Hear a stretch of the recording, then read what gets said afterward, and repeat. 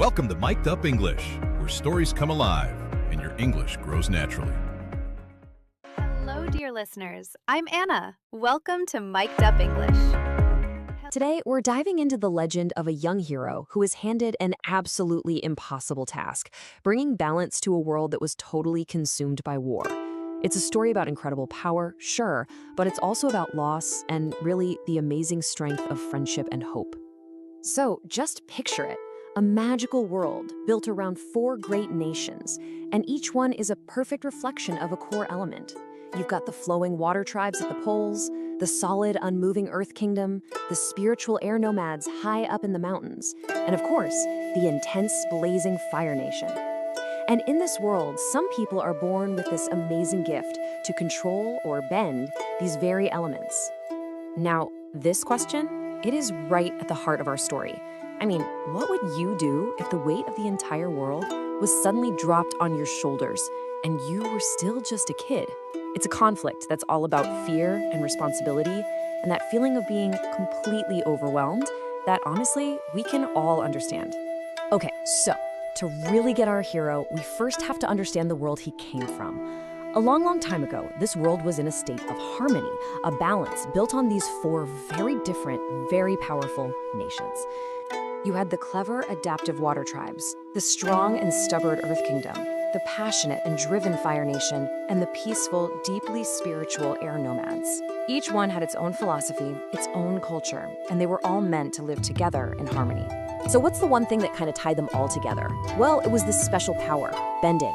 And it wasn't just, magic waving your hands around. It was a true martial art, an extension of your own body and spirit.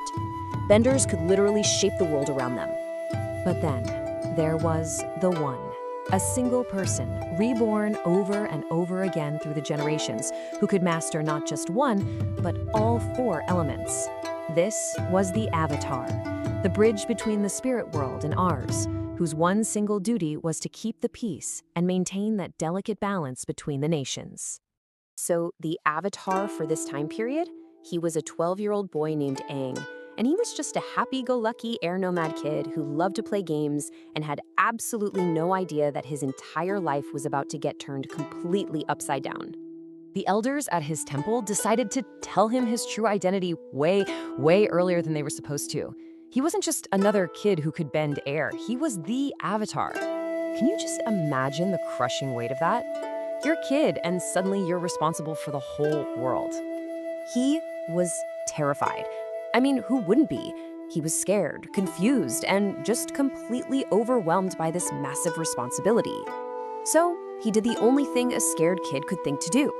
He hopped on his loyal sky bison, Appa, and he ran away, hoping he could somehow escape a destiny he never, ever asked for. But his escape, well, it had some pretty devastating consequences. It actually kicked off a chain of events that would throw the entire world into 100 years of darkness. So, as Aang and Appa are fleeing, they get caught in this absolutely vicious storm out over the ocean. The waves were huge, the wind was roaring, they were literally pulled right out of the sky and sent plunging toward the angry sea below. In a moment of pure, raw survival instinct, Aang's incredible Avatar spirit just took over.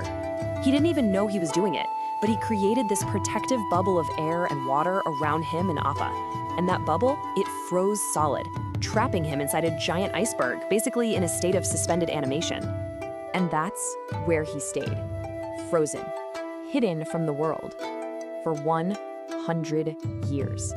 A whole century went by, and the world, thinking the Avatar was just gone, fell into chaos and war. He was finally discovered by 2 siblings from the Southern Water Tribe, Katara and Sokka. But the world he woke up in was a nightmare. It was nothing like the one he'd left behind. In his absence, the Fire Nation had launched a massive war, and they had completely wiped out his people.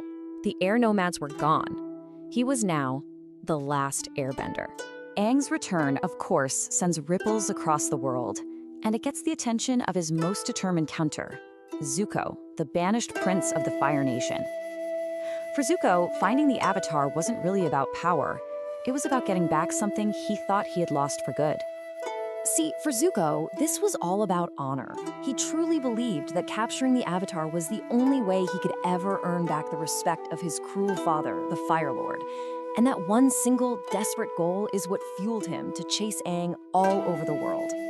Now, to have any chance of stopping the Fire Lord and ending this war, Aang knew he had to do more than just bend air. He had to finally step up and become the Avatar, which meant mastering the other 3 elements. And this started a journey that wasn't just about gaining power, but about finding a new family. His path to becoming a fully realized Avatar was guided by some incredible friends. Katara, the girl who found him, taught him all about waterbending. Then there was Toph, this tiny, blind girl who was the most powerful earthbender alive. She taught him how to be tough and stand his ground. And then, in the most amazing twist, his old enemy, Zuko, actually became his friend and taught him firebending. Every single one of them helped shape the man he was going to become. All right, so after mastering all 4 elements, the moment finally arrived. Aang had to face the source of all the world's pain, Fire Lord Ozai. Everything, the fate of the entire world, came down to this one last fight. And this is where it got really, really tough for him. You see, everyone, his friends, his past lives, they all told him that destruction was the only answer. He had to end the Fire Lord. But Aang was raised as an Air Nomad to believe that all life is sacred. He just couldn't bring himself to kill anyone, not even him. He was totally torn between what the world needed and what his heart told him was right. In the end, he found another way. Drawing on a power that no one had seen for thousands of years, Aang performed something called energy bending. He didn't kill the Fire Lord. Instead, he took away his ability to bend fire, making him totally powerless. He chose peace over destruction. And with that one incredibly brave act, Aang ended the 100-Year War. He started the long, hard process of healing the world and restoring balance not just among the elements, but among the people of the 4 nations. And that, right there, is the lesson that has stuck around for so long. The legend of the last Airbender reminds all of us that real strength isn't just about how hard you can punch. It's about compassion, it's about kindness, and it's about having the courage to find a better way, a more peaceful way. And so Aang's amazing journey really leaves us with this huge question to think about. What is true strength? Is it the power to crush your enemies, or is it the courage and the wisdom to choose not to?